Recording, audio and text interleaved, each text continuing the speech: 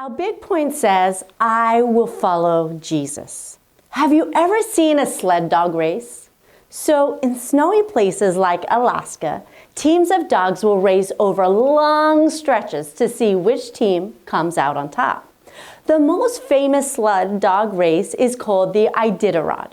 It travels 975 miles from Anchorage, Alaska to Nome, Alaska. Now, every sled has lead dogs that point their team in the right direction. Could you imagine what might happen if some of the dogs in the back decided they want to go in a different direction and try to bolt to the left or to the right? It would be a disaster. A team is built on trusting the leader enough that you follow them. That's especially true when it comes to being part of God's kingdom. So let me share with you a true example of what it looks like. One day Jesus came to a town called Capernaum. He had visited that town often, and on this particular day, a group of Jewish leaders raced up to him with a request from a centurion. Now, this was a surprising turn of events because the centurion was a Roman officer. And Roman soldiers and Jewish preachers didn't normally talk to each other. In fact, most Roman soldiers didn't even care for the Jewish people at all. They were there just to make sure everyone followed the rules and didn't create problems for the Roman government. But this centurion was different. He actually liked the Jewish people and had done a lot to help them. Well, this centurion had a servant who was sick. I mean, really sick.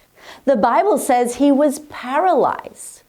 Now, he had heard the stories of Jesus' incredible miracles and decided that Jesus might be his servant's only chance to get better. So the centurion sent a message asking if Jesus could help.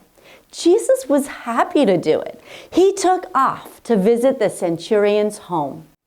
Along the way, though, some of the centurion's friends stopped Jesus and delivered another message from the centurion. See, he explained that he didn't deserve to have Jesus visit his house. During that time, it wasn't really common for Jewish people to visit non-Jewish people's homes. Jesus would have gladly done it, though, but the centurion didn't want to create a problem.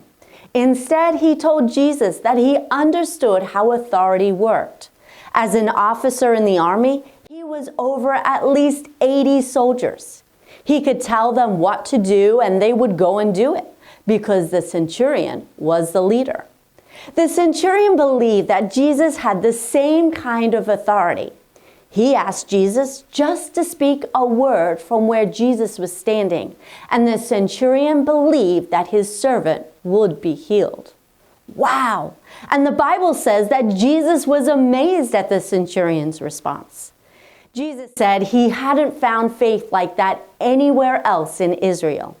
The centurion's friends returned to the house to find the servant was all better. Jesus had healed him. The centurion believed that Jesus had the authority as the leader of God's kingdom to do what he said he could do. Jesus is the King. In fact, the Bible calls Jesus the King of Kings and Lord of Lords.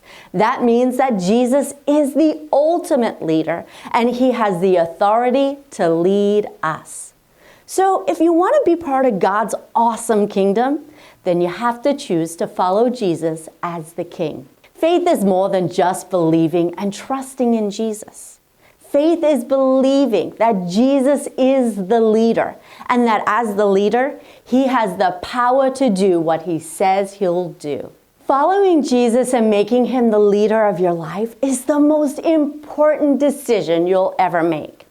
That choice will bring good things to your life because Jesus will be the one who's leading you in God's big plan. Anyone or anything else besides Jesus leading you, I promise you, you're going in the wrong direction. You can choose to trust that Jesus has the authority to lead you towards your best life and that Jesus has the power to do whatever he promised in his word. Remember, I will follow Jesus.